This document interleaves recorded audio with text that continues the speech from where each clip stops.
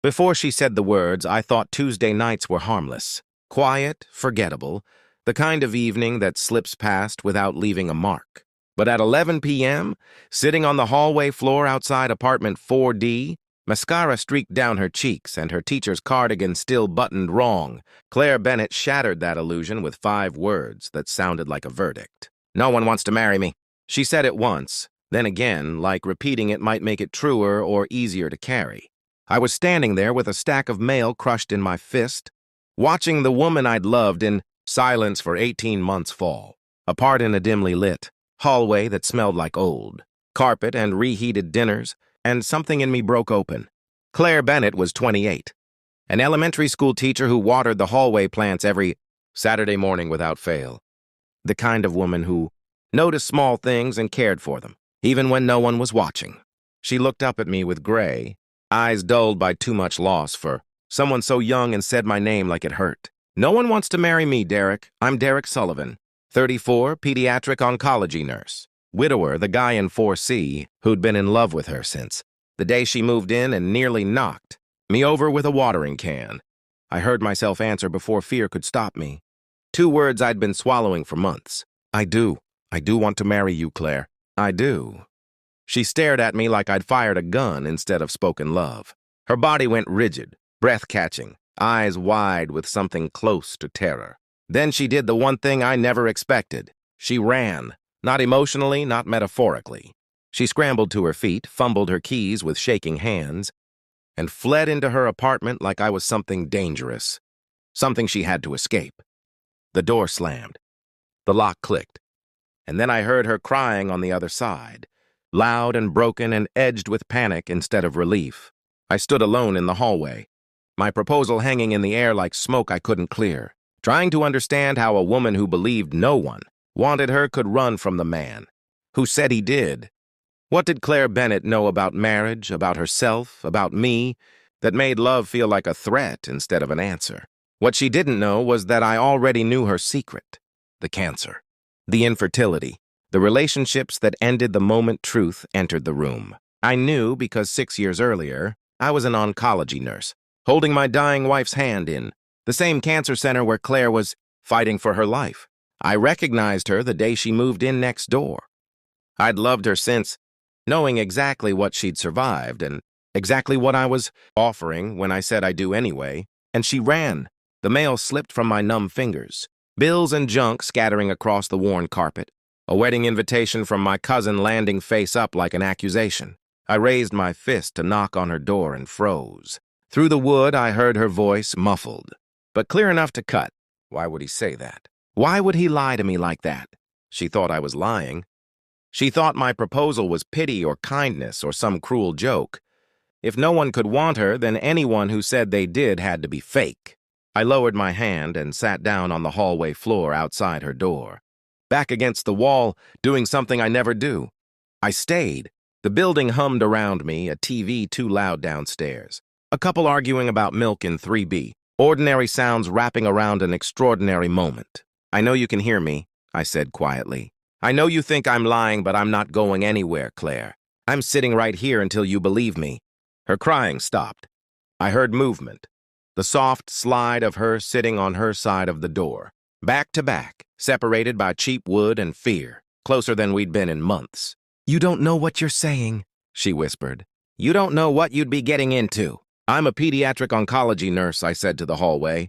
"I watch kids fight cancer every day. I hold their hands, distract them through pain, see every complication, every scar. You think I don't know what medical loss looks like? Silence.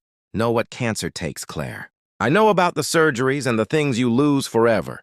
Then you should know better than to want to marry someone like me." "Someone like you," I echoed. "Someone who waters plants that aren't hers because they need care. Someone who teaches children and comes home exhausted but still smiles in the hallway. Someone who survived what would have broken most people. Someone who can't give you children," she said flatly. "Someone whose body is broken where it matters." "My wife died of cancer," I said, and felt her breath hitch through the door. 6 years ago. We were married 3 years. We planned a family. She died anyway. So if you think I'll leave because you can't have biological children, you're wrong. I already grieved that once. I'd rather have a life with you and no children than a life with anyone else, and a dozen kids. Derek, she broke on my name. I mean it. I've loved you for 18 months, since you nearly hit me with that watering can, since the night you told me about your student with cancer, since every Saturday morning I watched you care for things no one else noticed. I heard her shift, maybe touch the door, but I don't understand why you ran. Help me understand. The lock clicked. The door opened a crack. She sat there in pajamas, eyes swollen, looking at me with something I couldn't read. Because you're the third person to propose to me, she said quietly, and the other two took it back. The world tilted. The first proposed on a beach. 3 days after I told him the truth, he returned the ring. The second knew from the start. His mother convinced him marrying a cancer survivor was a bad investment. So when you said I do, all I could think was how long until you take it back. I ran because believing you felt more dangerous than protecting myself. I'm not taking it back, I said. I moved closer, knees nearly touching. I'll prove it with time, not words. Why?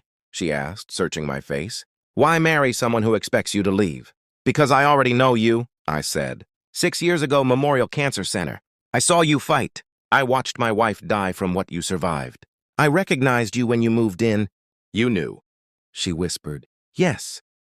I didn't tell you because I didn't want you to think. I saw you as a second chance. I wanted you to know me first. She backed away, anger flaring. You should have told me. You don't get to decide what I can handle. You're right, I said. I should have. But everything else was real. I need you to leave, she said. And I did. I cried alone that night, wondering how to prove you stay when everyone else leaves. 3 days passed. She didn't leave her apartment. The plants wilted. I left groceries outside her door. She took them. I watered the plants. On Thursday night, after losing a 6-year-old patient, I found myself outside her door again. Just as her mother arrived, carrying manila envelopes and judgment, I heard enough to snap something in me. I knocked. Claire opened the door, exhausted. Patricia Bennett called me unstable, manipulative. I told her my agenda was loving her daughter. I told the truth about the cancer center. Accusations flew. Claire finally told her mother to leave. Silence followed. Then Claire looked at me and asked the question I'd avoided for 6 years. Tell me about your wife. I sat and told her about Sarah, about love and loss and grief, about how watching Claire water plants taught me surviving matters. Is that why you want me? She asked. Because I lived? No, I said. Because you are who you are now. I don't want you to replace her. I want you. I promised I wouldn't leave for the cancer or the infertility, only if you asked me to. She cried. I waited. I need time, she said. Take all of it. Can we start over? Yes. 6 months later, she said yes to trying. A year later, she said yes to me. We married small. We chose each other. My neighbor once said no one wanted to marry her. I said I do. And sometimes the bravest thing is letting someone love you anyway. The days after she asked me to leave stretched. In a way, time usually doesn't. They didn't move. Forward so much as thicken, like air before a storm. Heavy and slow and hard to breathe through. I kept my promise.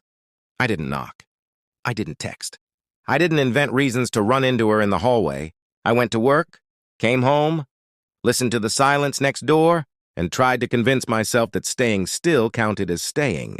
It turns out doing nothing can be the hardest form of waiting.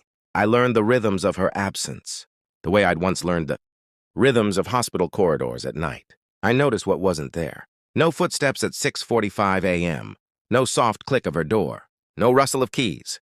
By Friday, the hallway plants looked worse, their leaves curling in on themselves, brown at the edges like they were embarrassed by their own neglect. Every instinct in me wanted to fix it, to do something useful, but I held back until I couldn't anymore. I watered them quietly before dawn, telling myself it was just care, not interference, that sometimes loving something meant keeping it alive without claiming credit. When I came home that night, the plants looked better. Not saved, but not dying either. It felt like hope and guilt all tangled together. I kept replaying her words in my head. The way she'd said she needed me to leave. The way her voice had carried. Fear and anger and something that felt like grief all at once. I wondered if I'd already ruined everything by telling the truth too late. At work, I moved on autopilot, hands steady, voice calm, heart somewhere else. Parents thanked me. Kids smiled at me. And all I could think about was the woman next door, who'd taught herself to believe. Love always came with an expiration date. When her mother's car showed up in the parking lot, something cold settled in my chest. I knew that posture, that stride, the way people move when they think they're about to fix something by force. I should have left. I didn't. I heard enough to know that what Claire needed in that moment wasn't space or silence, but someone willing to stand up for her without trying to own her. When Patricia accused me of manipulation, of having an agenda, it hurt in a way I hadn't expected. Not because I cared what she thought of me, but because I knew how deeply her words echoed the fears Claire already carried. I watched Claire stand there, shoulders tense, eyes tired, caught between the life she'd been told she should want and the one she was terrified to reach for. When she told her mother to leave, something shifted in the room. Not relief exactly, but agency. The quiet after Patricia left wasn't empty. It was charged. When Claire asked me to tell her about my wife, I understood what she was really asking. She wasn't asking for facts. She was asking whether there was room in my heart for her without erasing the past. Talking about Sarah felt like reopening a wound that had finally scarred over. But it also felt honest in a way nothing else had. I told Claire about the way Sarah laughed with her whole body, about the night we stayed up talking about baby names we'd never use, about the way cancer had stripped our future down to hours and moments and hand squeezes. I told her how watching someone you love die doesn't make you afraid of love. It makes you afraid of surviving it. Claire listened without interrupting, tears slipping down her face, not from pity but recognition. When she asked if I wanted her because she survived, I told her the truth. I wanted her because she chose kindness after surviving, because she kept caring when it would have been easier to harden. When she said she needed time, I felt disappointment, yes, but also relief. Time meant she hadn't shut the door. Time meant she was considering the possibility that I might be telling the truth. Starting over felt strange and fragile, like stepping onto ice you're not sure will hold. Coffee dates that were technically not dates. Conversations that stopped just short of dangerous territory. Small touches that lingered a second longer than necessary. I learned her tells, the way she crossed her arms when she was scared, the way she bit the inside of her cheek when she was thinking. She learned mine, too. Learned when I was holding something back. Learned to call me on it. Trust didn't arrive all at once. It came in pieces. In the way she texted me after a bad day. In the way she let me hold her hand without flinching. In the way she asked about my wife again.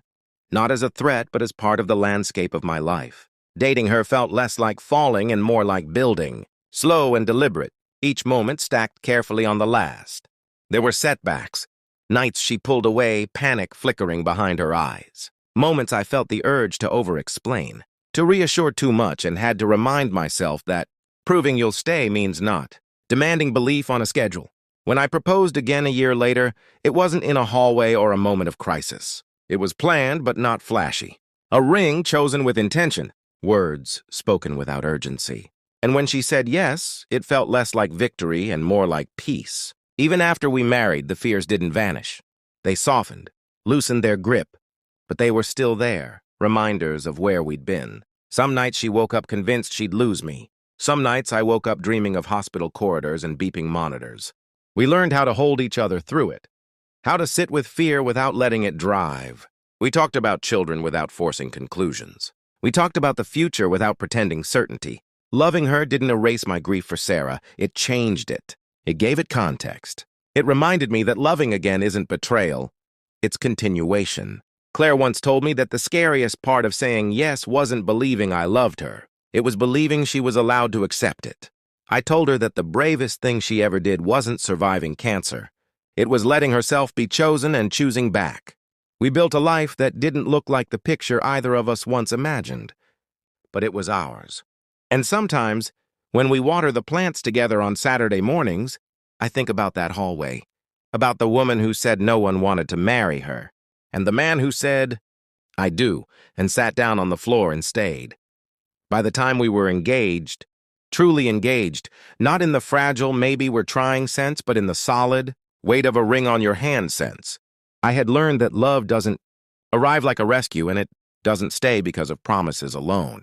It stays because of repetition, because of choosing the same person again and again in small, unremarkable moments that no one else sees. Claire and I didn't tell many people at first.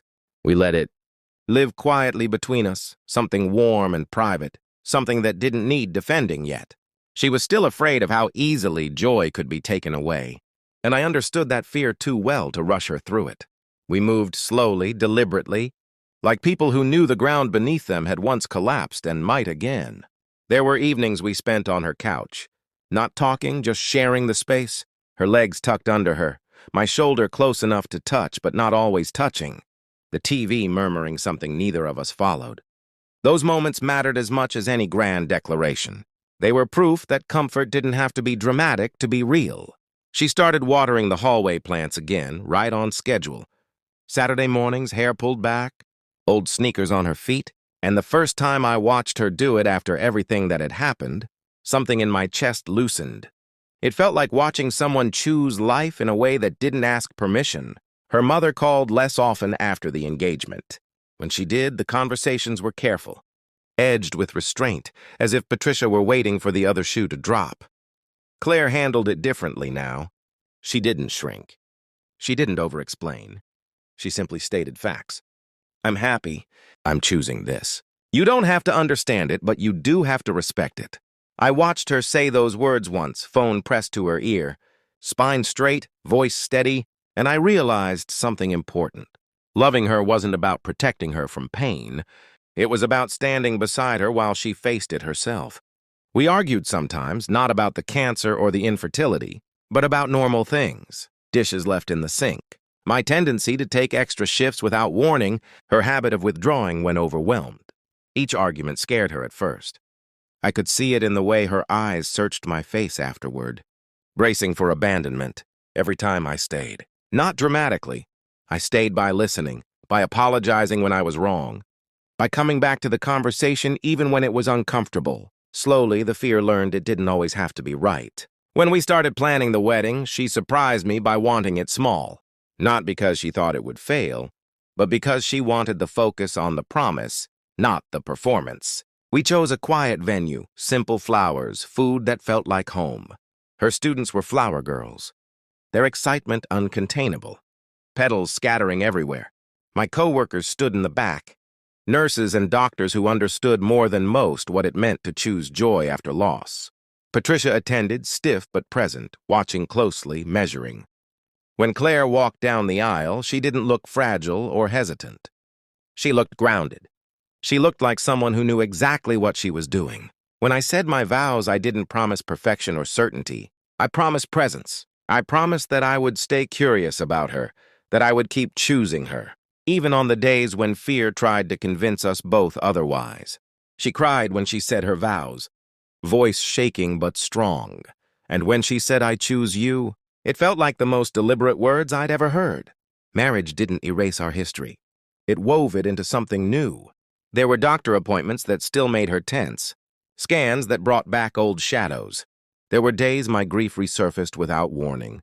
A smell or a song pulling me backward. We learned how to say this is hard without translating it into this is ending. We talked about children in a way that left room for uncertainty. Surrogacy, adoption, fostering, or maybe none of those.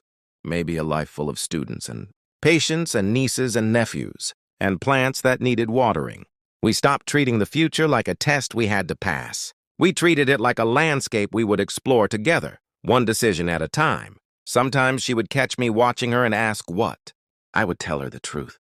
I'm thinking about how close I came to losing this because I was afraid to speak. Or because you ran, or because both of us believed fear more than hope for too long. She would smile then, soft and knowing, and squeeze my hand. We still lived in the same building for a while after we married, partly out of habit, partly because that hallway had become part of our story. Eventually we moved, but before we did, we planted something new together in the courtyard, a small tree that would outgrow us if given time. On our last Saturday there, we watered the plants side by side, sunlight spilling through the windows, and she leaned into me and said, "You know, I really thought those words meant the end of me. No one wants to marry me." I kissed her hair and said, "I'm glad you were wrong." She laughed, the sound light and real, and corrected me. "No, I'm glad I was brave enough to let you prove me wrong. Love didn't save us. It didn't erase the scars or rewrite the past. It simply stayed. And sometimes that's the most radical thing of all.